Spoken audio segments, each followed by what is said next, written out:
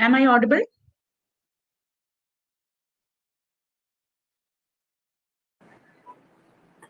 Yes, you are audible. Okay. Yes.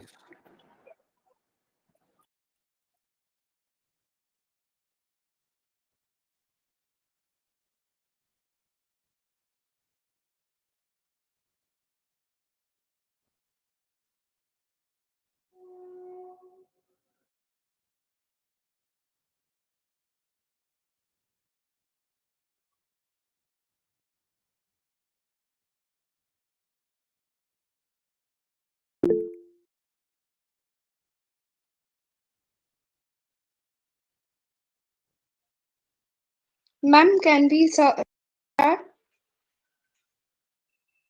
Yes, Malu, we can start.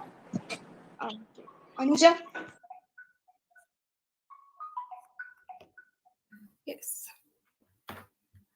Good evening to one and all. It's my privilege to welcome you all to the CSI Weekly Talk series. We all have gathered here to bolster our knowledge. Today's session is on the topic Computer Science Research for Good.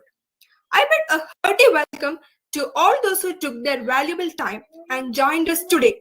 So let me introduce the session chair for the evening, Dr. Priya R. She is an assistant professor in the Department of Computer Science in Government College, Kadyabata. She has been in teaching for 20 years and has research experience of 10 years. She has organized several seminars and has nearly 10 publications to her credit. She is a research guide in computer science in University of Kerala, and 4 students are pursuing their research under guidance. Her research interests include object-oriented modeling of complex systems, fault detection and prediction from models and machine learning. It's a pleasure to have her as a session chair. Now over to you, Mom.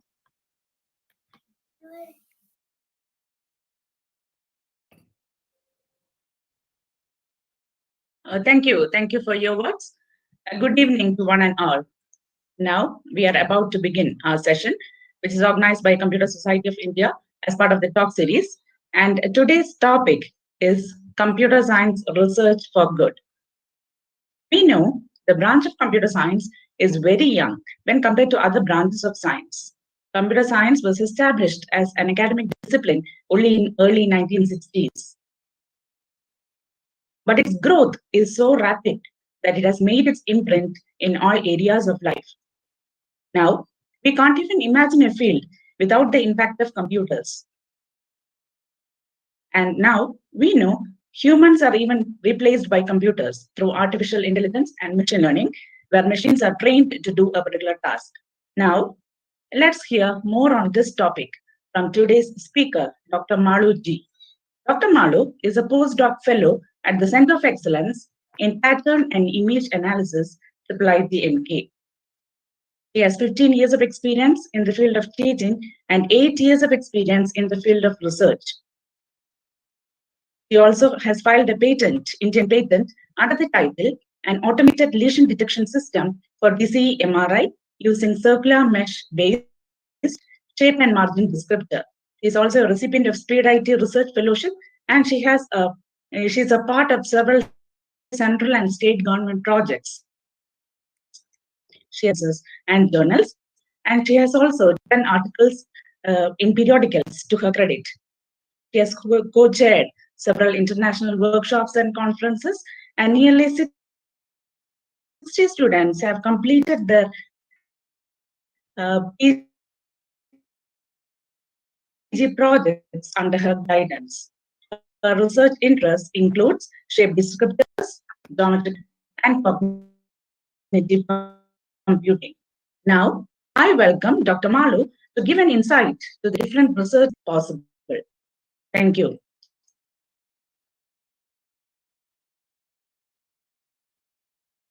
Over to you, Dr. Malu. Thank you, Priya teacher, for your kind introduction. Am I audible? Yes, Malu. Yes, you are audible, Dr. Malu. All. Hope all are safe and doing well. I Wish you all a very happy International Youth Day. Before the pandemic, the youth faced a growing mismatch between the skills they are learning in schools and those employment. Now, under the shadow of COVID-19, over 1 billion are out of school altogether. And millions of young people were set to join the workforce cannot find job.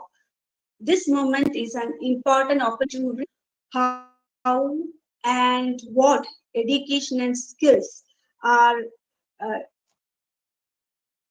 delivered to prepare students for rapidly changing the world of work. Governments or universities or teachers or businesses cannot address this problem alone. So on this International Youth Day, we would we should think how to redesign, reimagine education format.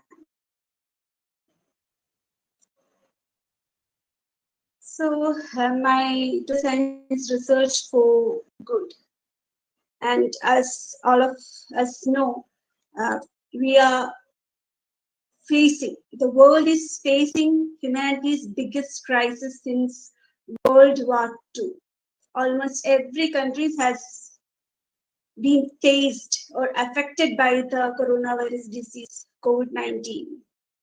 I'm so sorry to say that the COVID-19 pandemic had led to a dramatic loss of human life worldwide and presents an unprecedented challenge to public health, food system, and the world of work. The economic and social disruption caused by the pandemic is very large. Tens of millions of people are at risk of falling into extreme poverty. The number of unnourished people estimated nearly 100 million. So we are facing a very bad situation. So now we want to rebuild our world. We need to overcome this pandemic situation. And let us see how we can rebuild this situation, how to overcome this situation with help of computer science or latest trends, technologies that are available in computer science. So most of the areas or most of the sectors, various industries and sectors are affected by the cause of this disease. It may include pharmaceutical industry, solar power sector, tourism, information and electronic industry, and the virus creates significant knock-on effect on the daily life of the citizens. So the pandemic has been affected the entire food system and has laid its fragility. Border closure, trade restrictions, and confinement measures have been preventing farmers from accessing market and agriculture workers from harvesting crops, thus disrupting domestic and international food supply chains and reducing access to healthy, safe, and diverse diets also. So, in the health sector, I have already mentioned that we need to build most of our areas. So the health sector, economic and social sectors are affecting lots of problem. We need to rebuild most of all these subsections of areas of this health, economic and social sectors. In health sector, challenges in the diagnosis, quarantine and treatment of suspected or confirmed cases are there, higher burden on functioning of existing medical system. Patients are with other diseases and health problems are getting neglected due to this COVID pandemic.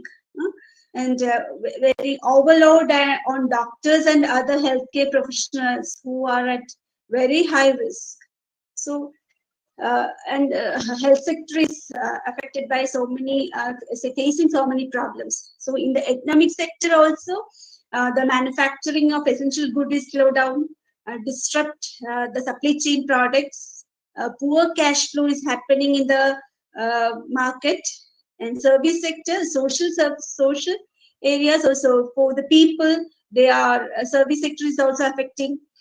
They are not able to give proper service. National and international travel are cancelled due to this COVID pandemic. And stress among people. People are very stressed due to all these situations. Okay, so schools and colleges, hotels, restaurants, all these are closed due to this pandemic. So, and exams are postponing. Okay, so coming to overview of my presentation. Now we discussed the present scenario of the world, where we are. That is the present scenario. We are almost all people are affected by the pandemic. They are not survived due to many conditions. Okay, now we are going to discuss about how to overcome this situation, this pandemic situation or stagnation. How computer science or latest technologies like artificial intelligence can help us for surviving all these pandemic situations. And we will discuss some socially relevant works in computer science, and we have categorized different socially relevant works, and we will discuss that also. And benefits of developing socially relevant work projects is also we will see. Okay, so actually we are in mid-sea. So many people are struggling to work remotely. They don't know how to survive the pandemic through the intelligent systems. To work with computers or intelligent system, farmers are not able to sell their green grocery in the conventional market. So the professionals, so computer science professionals, so students can design a digital market for them. Fishermen are not able to sell their fish in the market, so we can design a digital fish market for them. Hospitals in many countries are not able to handle huge number of patients due to this pandemic, so we can develop a hospital management system for the hospitals. Okay, so nowadays we are facing so many disasters like flood, air crash.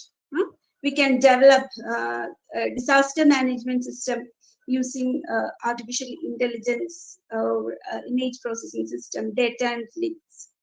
Okay, and let us see how to redesign all these things, all the problems that are facing by the society. So we need to reimagine our thing, our ideas. We need to reinvent it, and we need to redesign. Okay, the existing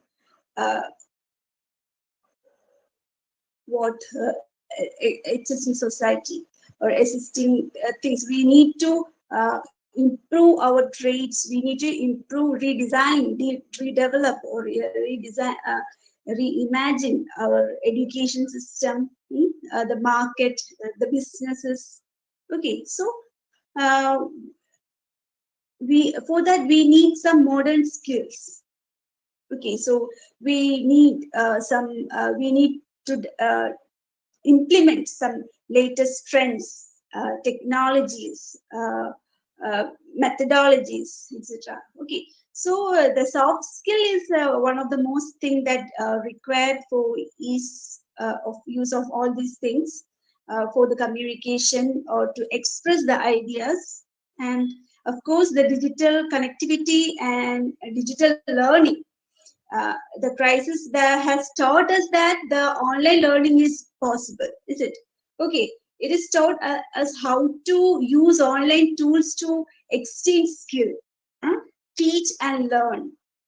Another theme that came through strongly was the potential of digital connectivity and online learning to express access to opportunities of young people around the world. So, to reimagine the future of skills, I think we need more diverse online learning exchange programs, marketing businesses, etc. Okay, so if we can make sure uh, every young person everywhere has access to a cell phone and the internet, it's a way for us to build a fairer, better future for skills. Okay, so so computer science or the technologies, the subjects like AI, data analytics, uh, image processing can be used to build a better world. Okay, so how this AI can help for social good, can be used for social good. Let us see. Okay, the a little bit history of AI. So in the history of human civilization, the artificial intelligence is considered to be next giant technology leap, similar to electricity and the internet. Okay, so AI is one of the newest field in science and engineering, and the work started soon after World War II. And the name itself was coined in 1956. Okay, during this era or in this COVID pandemic time, AI is regularly cited as the field I would like to be in by many scientists in other disciplines. Okay, it's because a student in physics may always think that reasonable feel that the all good ideas are already being taken by Galileo, Newton, Einstein, and the rest. AI, on the other hand, still has openings for several full-time Einsteins and Edisons. Okay, so we can build, we can develop much better uh, things in this latest subjects. Okay, so before going to artificial intelligence, I would like to say some words about natural intelligence. Okay, so can you see this pictures, and you can see. Excuse Yes. me, sorry for interrupting. Have you changed your slides? Yes, it's in But still in the first slide. yeah, it is still in the first slide. Oh, sorry.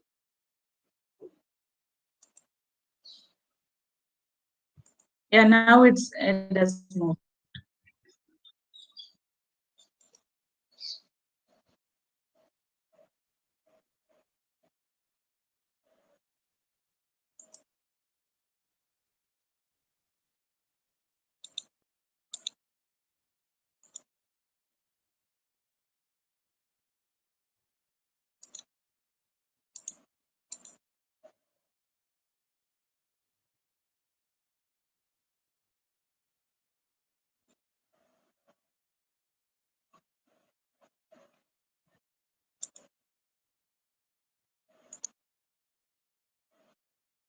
Is it coming? Yeah. Now you are on the ninth slide. Yeah, it's visible. Okay, sorry. So, okay. So, for in the case of natural intelligence, we were discussing about the natural intelligence, is it? Okay. So, in the first picture, we can see an ostrich buried his head on sand. Huh? why they are doing so. It says that when frightened, ostriches instantly bury their heads in the sand. Okay, they hope that the trouble will pass them by. So the legend goes. In the next picture, we can see an elephant painting on a canvas. It's a wild animal, is it? Uh, how this wild animal is able to paint on a canvas, drawing in a canvas. After rigorous training, its trainer is able to train the wild animal to do this task. Okay, so in the next image, you can see a rabbit jumping through a window. Huh? And the next one, a chimpanzee is using a monitor. Okay, so have you ever heard the story of a thirsty crow? What was that? During summer season, a thirsty crow roamed around its locality, but it is not able to find water. Okay, finally it found water, a little bit of water in a pot, but the crow is not able to drink it because it is in the bottom of the pot. So the intelligent creature, the crow, put some stones into the pot to raise the water level. Okay, then uh, in this particular lab, you can see in the lab, the crow is putting some hard substance into the glass jar to raise the water level to drink so that it can drink the water. So it's actually happens in the real life also. So every living being has their own intelligence. Okay, so have you ever witnessed flocking and migrating birds? Hmm? So many birds, many hundreds of strong wheeling in a sky, flock of birds. Hmm? So uh, perhaps you didn't give it a second thought, but bird flocking does seems quite a mysterious phenomenon. The birds all keep formation, change course together, steer on the same heading. uh, they seems to move in a single group, but there is no leader, observable leader. No observable external guidance, and no obvious way in which the bird might be communicating across the flock. So we need to study, we need to listen these type of examples uh, for developing intelligent machines. Okay, so in this image you can see a. Have you ever heard the Malayalam saying "Chuduvelathil veena poocha"? A pussycat that fell into hot water will always be afraid of water. Once bitten, twice shy. Okay, so uh, the cat will think several times when it sees water. Need to cross the water or touch the water or not. Okay, so it is always afraid of this. Hmm? So how this pussycat come to this conclusion that whether to touch the water or not, whether to cross the water or not? Hmm? From their experience, they learn from their experience. Okay, so from its previous experience, they come to a conclusion that they done some analysis. Okay, after that they will decide whether to cross the water or not. Okay, so uh, in this picture you can see a child. So uh, the human beings are considered to be the uh, most intelligent creature in the world. Is it? Why it is considered as a um, most intelligent creature? Because the body to mass ratio of human beings are very high comparative to other natural living beings. So we, the human beings, are considered to be the most intelligent people. Okay, so imagine a 2-day-old infant. Okay, the infant can communicate by crying only. She or he is not trained for any other sort of communication. But whenever the mother took the baby, they will stop crying. Why? They have an inborn natural intelligence. The baby use their sense organs to smell, feel, hear, and see, and taste, of course. Hmm? Their mother. Okay, and using 2 days of experience, they will come to a conclusion that the their mother is carrying. My mother is carrying me. I am safe, and I can stop crying. Okay, so that is the natural intelligence of human beings, living beings. Okay, let us consider a kid. Later, when a kid becomes 1 year old, the mother will introduce them to the environment, objects, etc. Showing a crow, they will tell them, this is a crow, its sound is like this, its color is black, and so on. Okay, whenever the kid sees a jungle crow, the mother will tell them this is another type of crow, little bit larger than Indian house crow, and so on. Okay, but when the kid sees a koil or cuckoo, uh, they get confused. This black colored koil, they get confused. Uh, sometimes it interpret it as a crow. Then the mother will again train the kid and tell the difference. Uh, Look at the cuckoo's eye. Its color is red.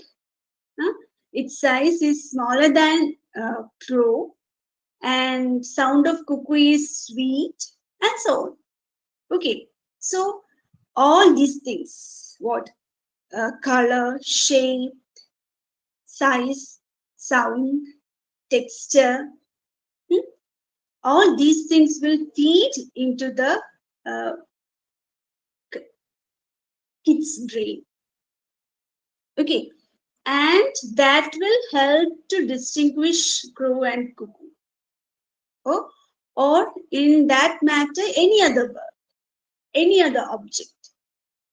Okay, so these features, color, shapes, sound, texture, all these things helps the what kid to recognize objects or birds or animals. Okay, so now we want to develop what such sort of intelligence to our machines. Whether the machine is able to identify or recognize different types of animals or birds. Okay, so for that we need to extract similar features, color, texture, size, shape, etc.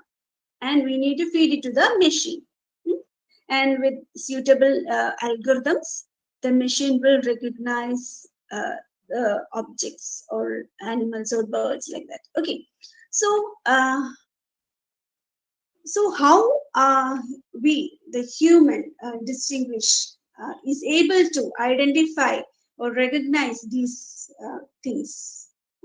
We use our sense organs like skin, tongue, eyes, ears, nose, etc., to capture the feelings like pressure, temperature, taste, light, sound, balance, smell, etc. Okay, so the sense organs will capture all the things, and it will feed to our brain through our nervous system, and the brain will do some processes to distinguish things or recognize things, and the brain pass this information to our motor organs, and then uh, our motor organs are our if we want to speak out, this is a crow, we want to tell this is a crow, then our mouth or will tell according to that. Okay, or we want to run by seeing a dog.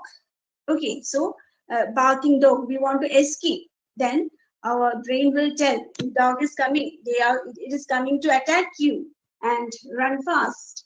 Okay, so the sense organs help us to distinguish all these things. So we capture the things from the environment through our sense organs, receptors. Okay, and it will feed to the brain, and through the brain will process it, and it will send to the spinal cord, send this information through the spinal cord to all other parts of our body. Okay, so so we need to perceive, understand, predict, and manipulate things. Hmm? So this is the way we think. So these things should be, we need to develop system, intelligent system based on these concepts. Okay, so this is happening in artificial intelligence, neural networks, etc. So we are trying to develop such sort of intelligence. We are trying to make our system intelligent, intelligence using such sort of things. Okay, we are trying for it, we are trying to mimic.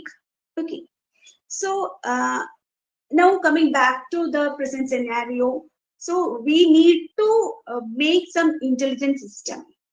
Okay, we need to identify problems, the socially relevant problems. The people are suffering a lot during this period, so we need to identify such sort of the problems that is very relevant for the society.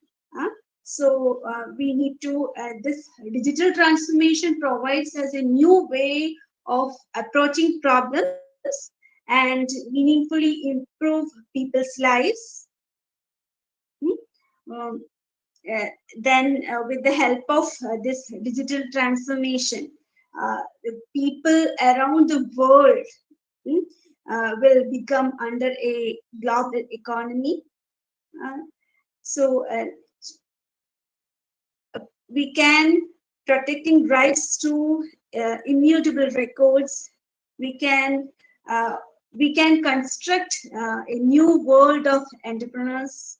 Uh, uh, the humanitarian and environmental challenges that is caused by this current scenario can be overcome by this digital transformation. It's a really second era of democracy. Okay, so let us see what are the different problems that's we need to rebuild. Okay, so in order to building socially relevant projects, we need to find new ways of approaching problems. Okay, so with AI, we have another tool to express and address hard unanswered questions. So we can do the prediction of natural disasters. Okay, we can track diseases as it spreads. Uh, we can improve the lives of disabled people. We can solve the environmental challenges that is faced by us also. Okay, so these are the some socially relevant works in computer science. It comes in public health, education, agriculture, disaster management. Okay, so etc. Let us see one by one. Okay, so the socially relevant works here categorized into different things, different categories.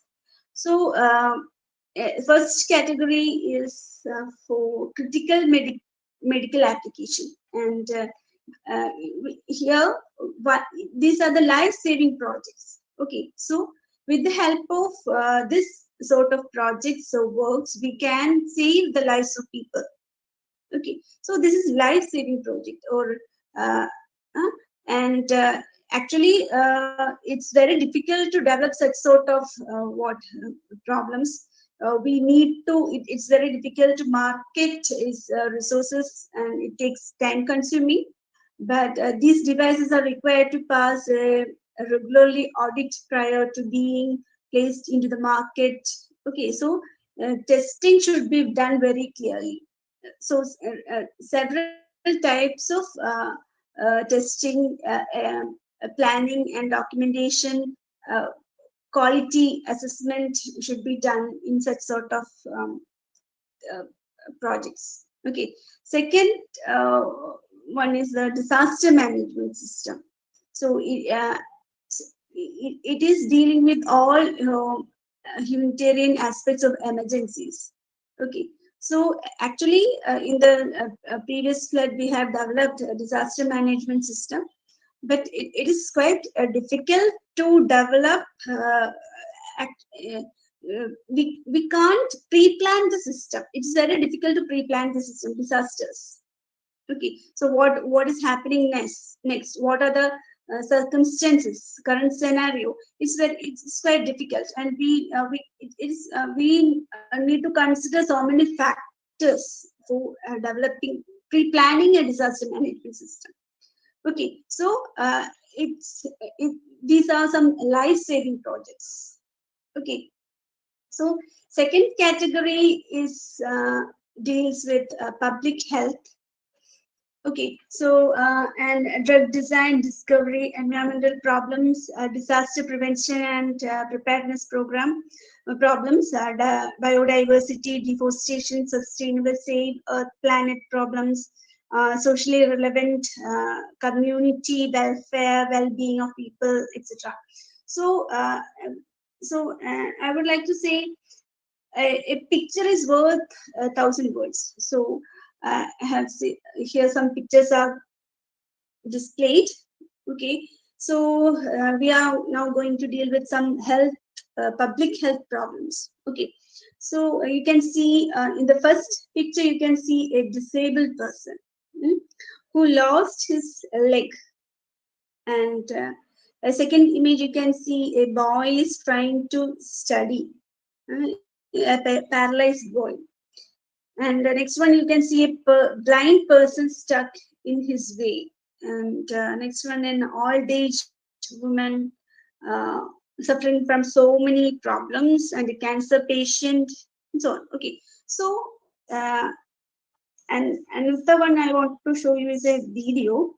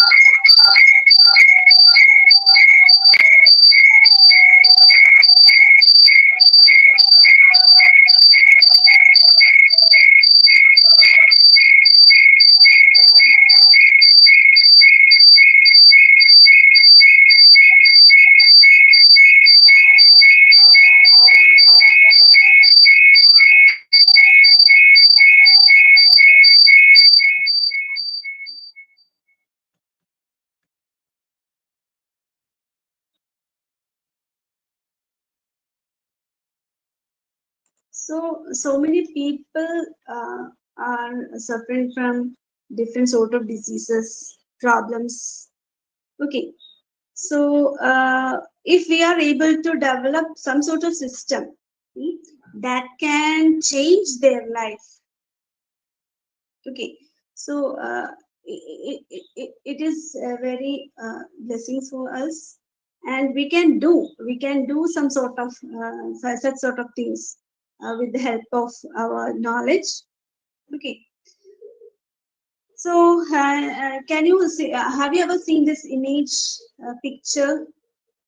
Uh, Barack Obama, and this is a paralyzed man who is not able to move his hands. Okay, so now in this event, he is trying to shake hand to Barack Obama with help of prosthetic hands. Actually, his hand is controlled by the brain. Okay, so like as we are able to uh, give shake hands by our thinking, this man is also giving shake hand to the trying to give shake hand with Barack Obama by thinking, by just thinking. Okay, so and they succeed in this experiment, and he gave shake hand with his neural prosthetic hands. Okay, so in the next image, you can see a man is holding a ball with his prosthetic hand.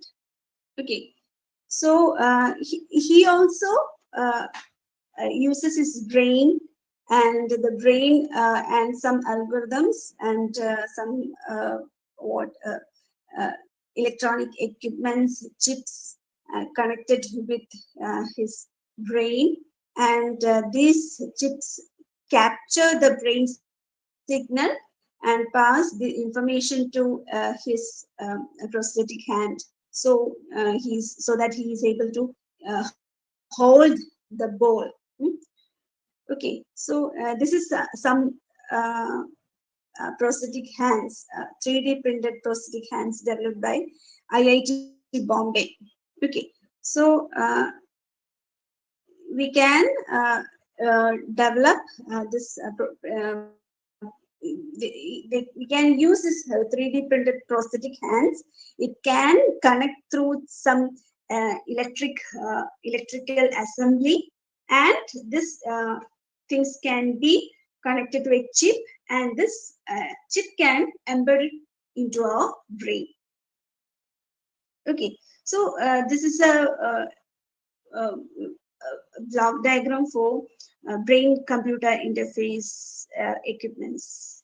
This is our brain, and the brain is producing some signals.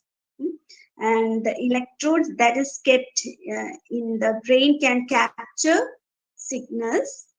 Okay, so the signal, after acquiring the signals, the machine learning technique can be applied to for different sort of things, that is like pre-processing, feature extraction, classification, or we can use any deep learning technique according to based on the application.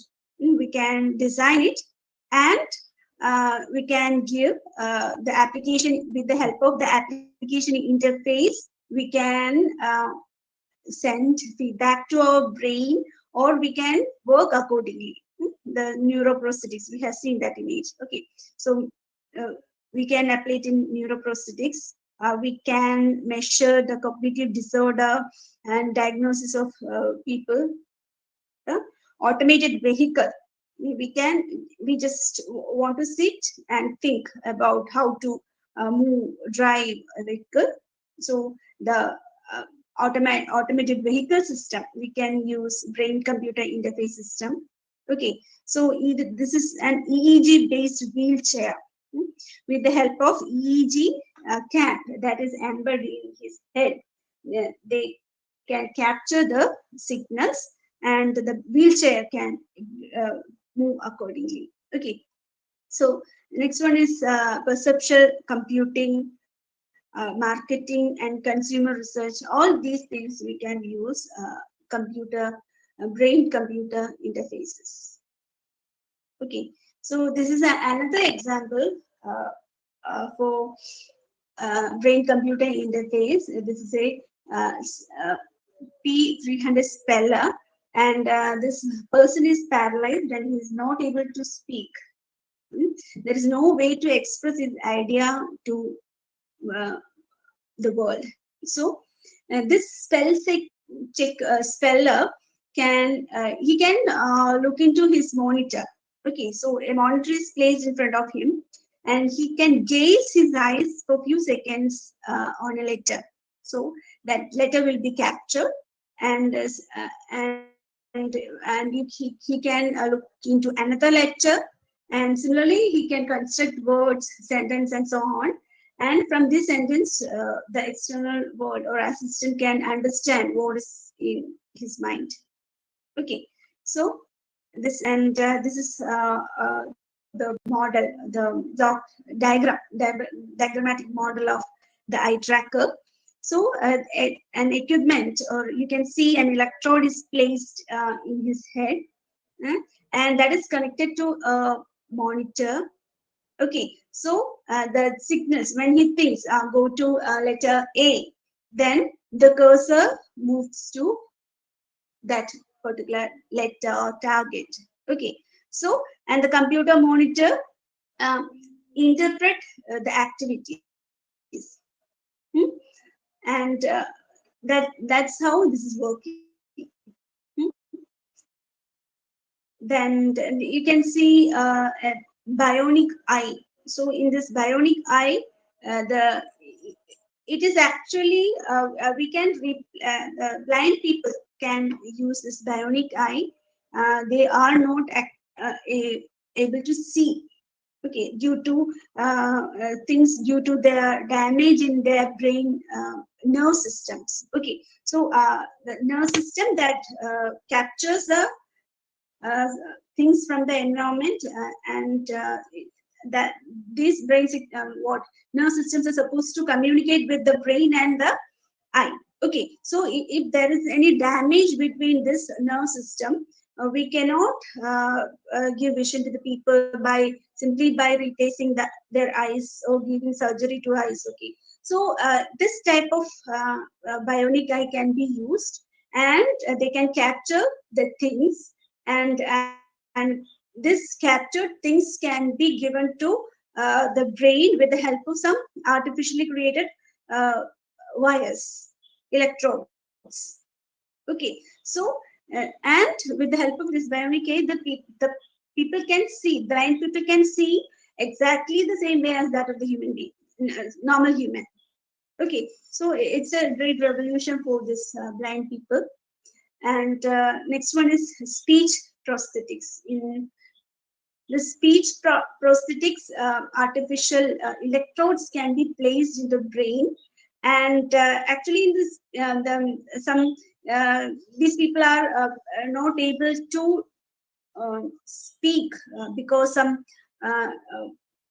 due to some accident, their muscles in their mouth or damaged, or they are not speaker because any problem in their tongue or throat.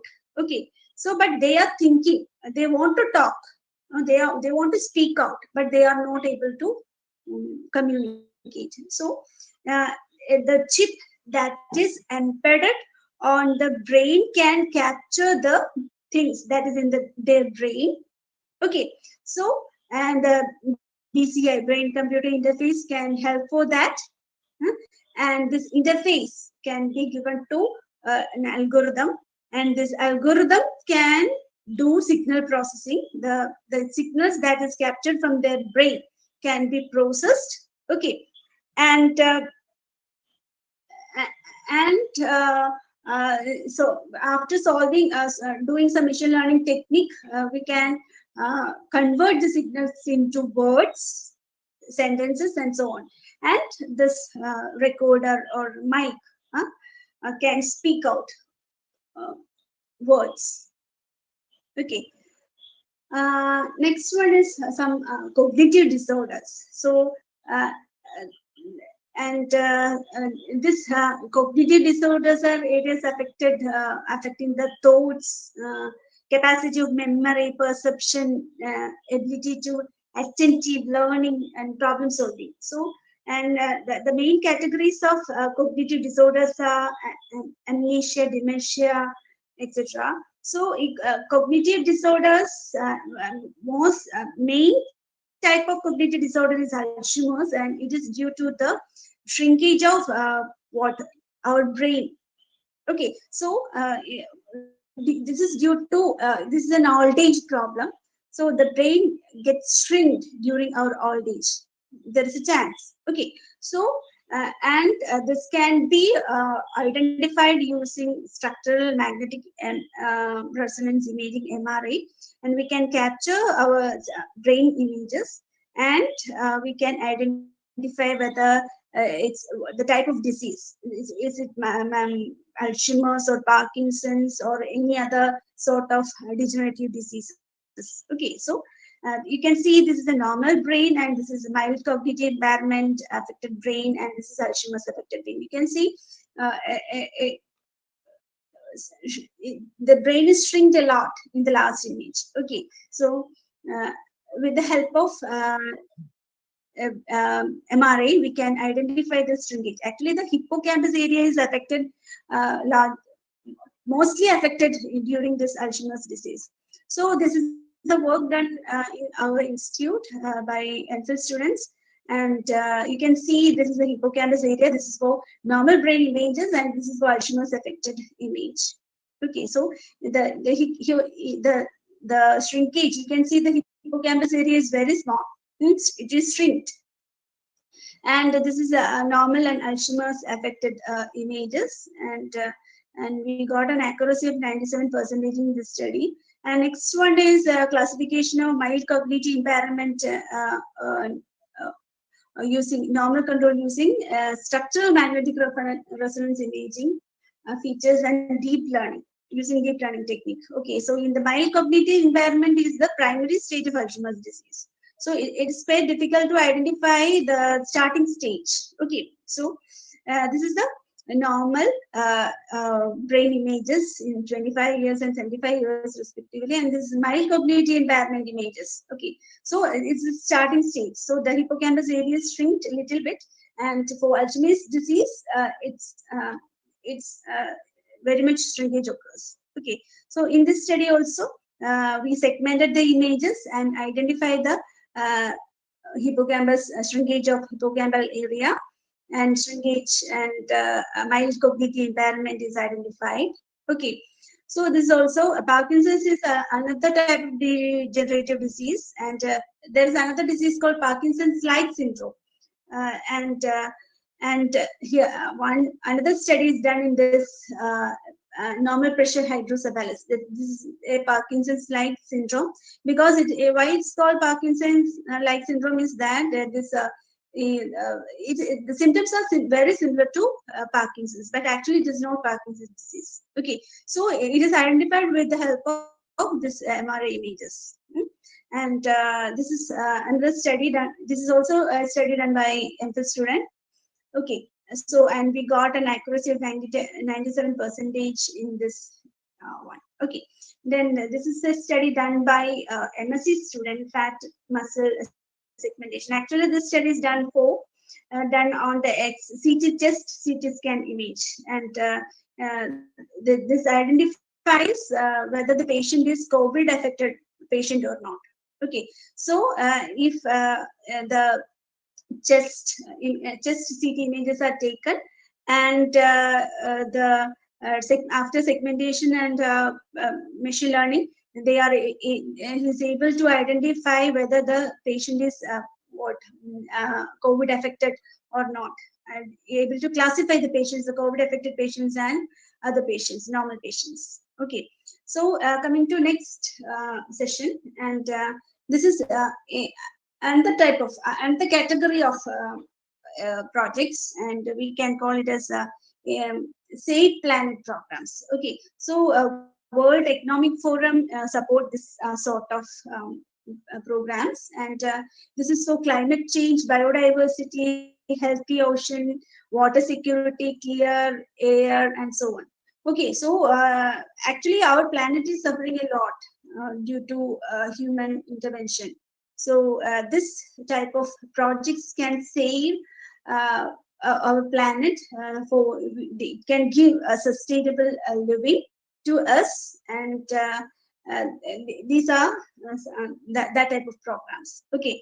Then next, coming to the education system. In the education, all of us know where we are now moved to online education, and online education is facing a lot of problems. Okay, so it can help in personalized learning. The technologies can help for personalized learning. They can give voice assistance, aiding in educators and teachers for their task, or students. They can support students. Okay, they can break technology can break the barriers. But the main problem now facing is we are not able to distinguish whether students are listening or attending our class or not. So the machine can distinguish. Machine can identify whether the attention of students. Okay, so here also the neurofeedback, brain-computer interface like news and headbands can be used to identify the recognition rate or attention rate of students. Okay, so but this is an online environment where teachers are communicating through the system, and a communication interface is there, and so students are listening the class, and the system, intelligent system, can be an intermediate. It can give an teaching assistant. Okay, so that the teacher can able to recognize whether student is listening or not. Okay, so intelligent system can be developed for that. And this in the education, these are some sort of brain computer interface that can be used to identify the attention of students. But the main problem behind all these techniques is it is very costly. And that's another problem that faced during this pandemic period is there is no better, no good platform for platform to teach subjects like arts. Okay, so this culture, dance, music, or painting, the teachers or the culture people are also facing so much problems. Okay, so here we developed a digital art school. We are developing a digital art school so that they can give us intelligent system can give assistance to teachers. These are some Kathakali mudras, and this can this is analyzed, and the system tells whether they are holding the mudras correctly or not. Okay, so a chatbot, attention analysis, and student performance analysis systems are developed by MSc student. And eye tracking is another brain computer interface system that can be used to measure the attention of people. Okay, so this is the eye tracker, attention speaker by the eye tracker. Okay, so this is a small equipment like it can be, eye tracker can be a wearable glasses or a equipment that can be placed in front of your computer. Okay, so the eye tracker captures the gaze point, and the algorithm tells in which particular point we are looking at. Okay, so that is the mechanism behind this eye tracker. If you are wearing the wearable glasses, then also the algorithm can tell whether at which particular point we are watching, listening, or gazing. Okay, so again, the eye tracker is also very costly, and we are trying to develop an alternative way for this eye tracker. And this is a work done by our MPhil student, and she developed the gaze point, a heat map for the gaze point. Okay, so actually for a particular, if we are seeing an image, we are not listening, we are not see the entire image. We will concentrate on some particular areas of that image. Okay, so and the heat map, we can call it as the gaze points, and heat map can be generated. How long we are looking at that particular portion, that is generated by the heat map. Okay, then these are the some still images, results of some still images that is done by her work. And this is another, I have mentioned that the eye tracker, actually in the previous work we have taken data set from MIT data set. Okay, so in this image we taken, since the due to the very high cost of this eye tracker, we are trying to develop our own eye tracker. Means our own method to identify the case point. So we used in this work, we used the webcam. Okay, so we and the webcam, and with the help of uh, some formula, mathematical formula, we are able to identify the gaze points and generated the heat maps. And this is the results of Toby, that is the most supplier of eye tracker, and their data, and this is the heat map that generated with the help of our algorithm. Okay, so these are the some examples for visual pathway modeling, and all these examples can be used for to measure attention in different applications. Okay. So, cognitive neuroscience can also measure emotions. Agriculture is one of the main area that we are targeting, and we can do smart farming and so much applications we can use agriculture. Intelligent systems. Okay, so due to lack of time, I would like to show you a video, and this video can explain things very in a short span of time. Okay, so let us watch this video. And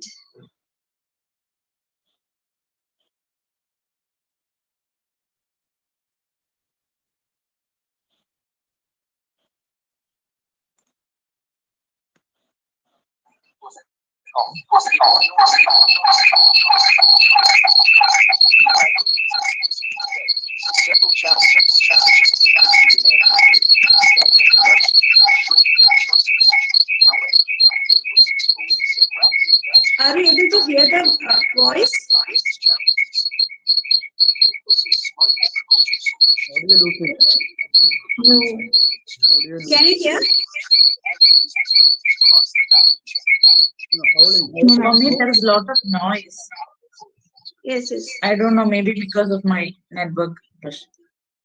No, no. Now, can you hear? No, it is muted, no? Okay.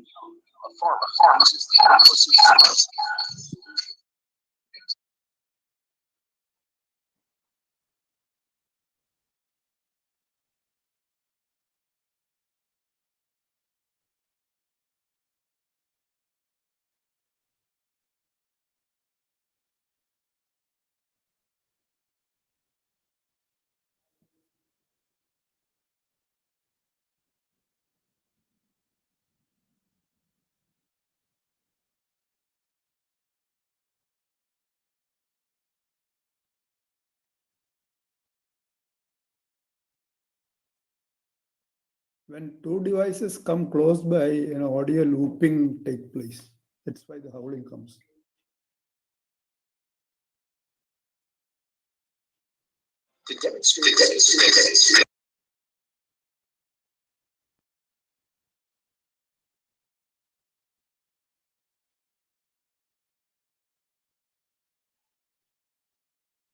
If you have a headphone, just connect it to one of the systems.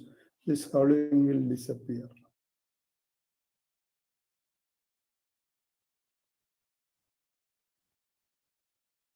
Hello. Hello. Hello. Can you hear it? Hello. Now it's okay. Now it's okay. Okay. Yeah, fine.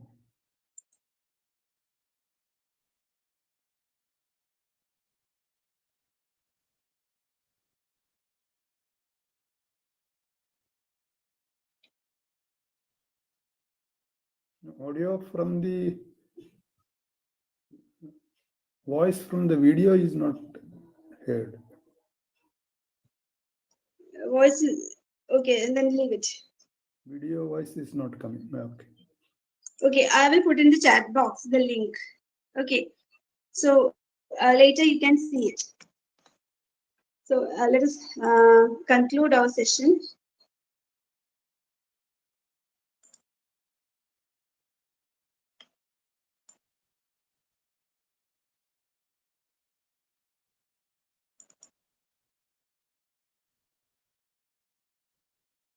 So another area is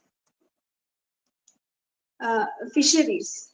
So here we can develop a disaster management system. Affordable network service can be rebuilt. We can extend the signal levels. We can strengthen the signal levels. We can develop a system for safe sailing, and we can secure the life and vessels. We can improve the livelihood of fishermen, and message and alert system can be developed.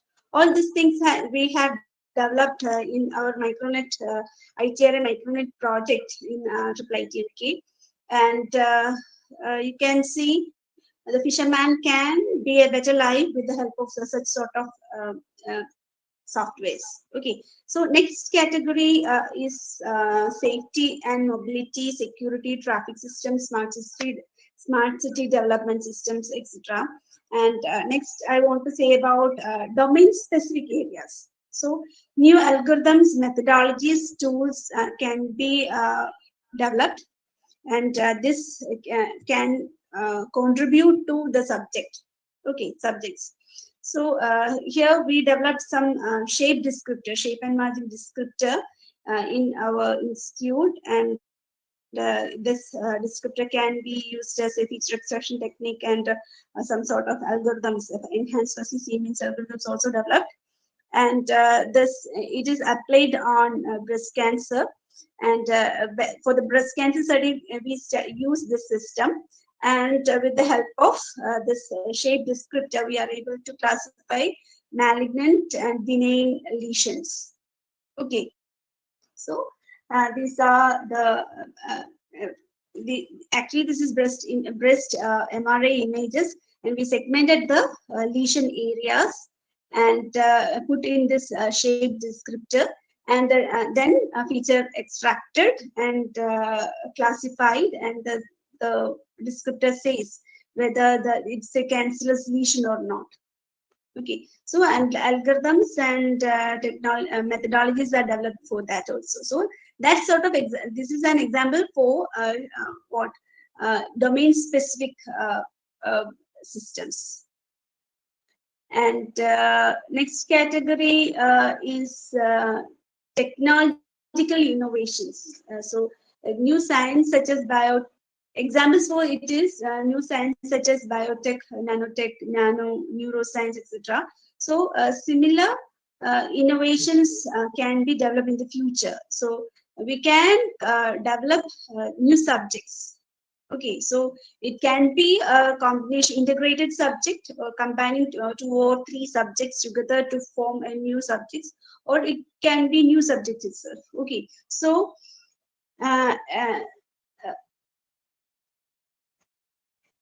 coming to conclusion, I would like to say give more and more examples, but due to this time constraints, I am concluding. So we have experts in computer science, artificial intelligence, and we have resources also, and the people are suffering a lot. They have their problems, and we can develop an intelligent information system for sustainable development. We can help people with our knowledge. Okay, so I hope all of you got some new ideas or benefits from this talk. And any questions?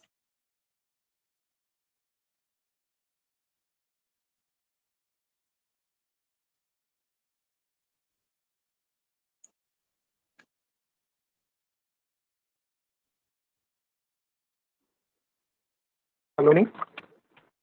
Hello. Yes. Yeah. Yes, Dr. Malu, it Am was I audible? real. It was a real good presentation. Thank you, ma'am. Yes, you are audible, sir. We can proceed. Participants, you can ask, you can Yeah. clarify your doubts, you can Yeah. have discussions right now. You're welcome. Yeah. For a wonderful presentation and a very interesting topic. Actually, why one is that this intelligent primates. Reason is that the primates have a developed brain. Basically, it is actually the neocortex part of the brain, which is responsible for the intelligence in primates.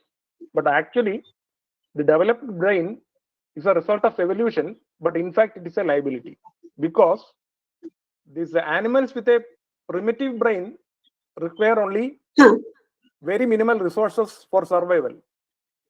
Okay. Like they bother only about the instant survival. That is one thing. Second thing is that, let us say if two animals fight, it won't last. It will last only for a few minutes. Okay. And but in the case of humans, like we have a developed brain, we require a lot of facilities or infrastructure to survive. And second point is that humans are basically pattern-seeking animals. Okay, and this pattern-seeking was necessary during the ancient days of survival.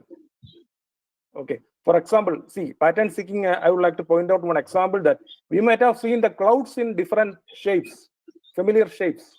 Actually, it's our assumptions.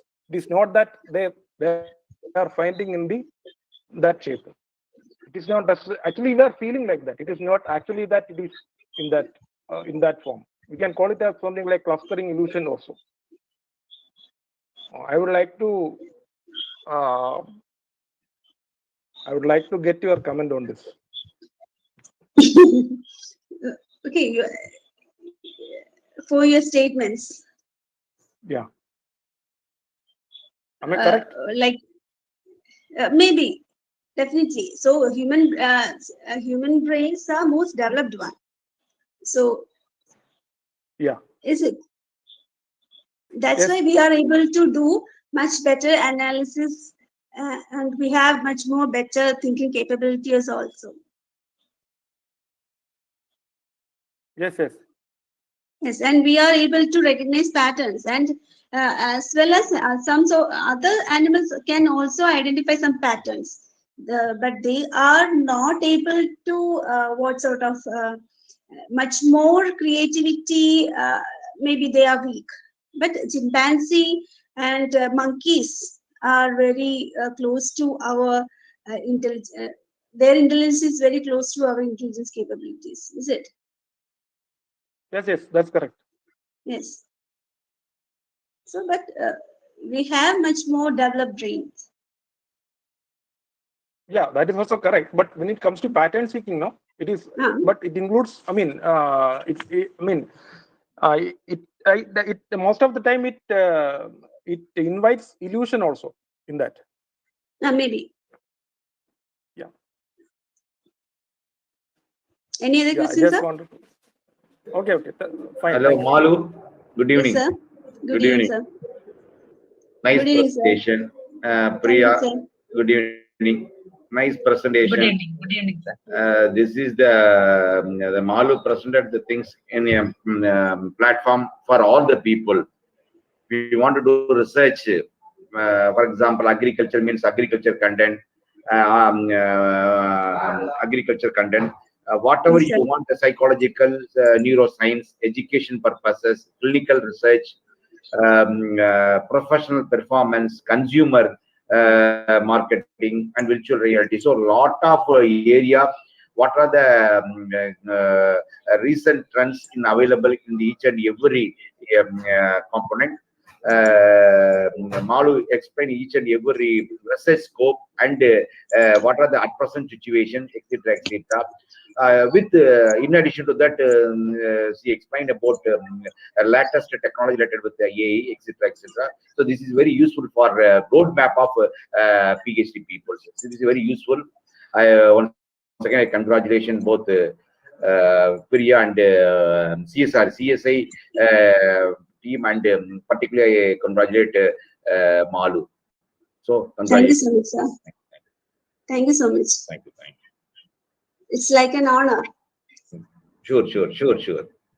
All the best. Thank you so much. Thank you, sir.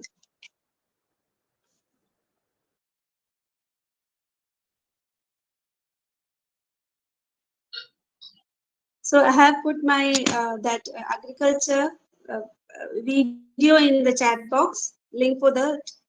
So anybody you can interested, you can see the video with audio.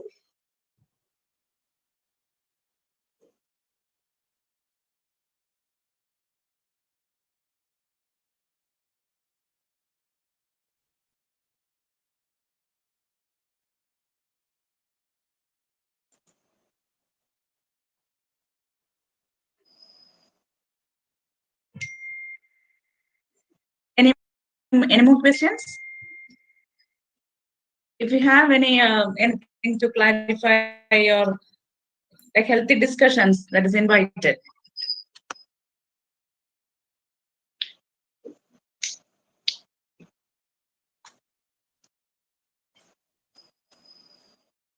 I have a couple of questions. See, in this particular era, in this pandemic situation, we have been in this pandemic for nearly like 2 years, right? Yeah. And all such areas, all these areas are a recession state. Like all these areas that you have been discussing, all these were in a recession state. But yet in last week's newspaper, I saw IT professionals being called for.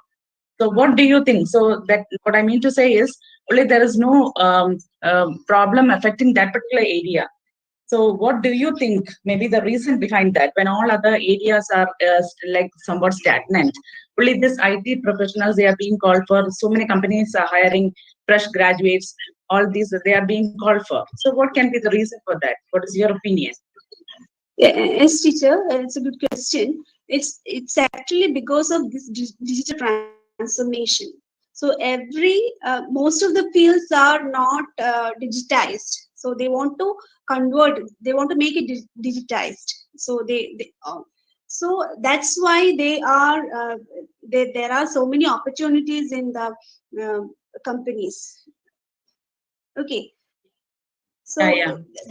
that's the reason behind that. Yeah, maybe because no, you in your work in this 1 hour itself, you have discussed a lot of areas like how this computers, or in other words, you can say AI, how that helps to detect diseases, how it helps persons with disabilities, how can you identify like COVID affected cases from test CTs.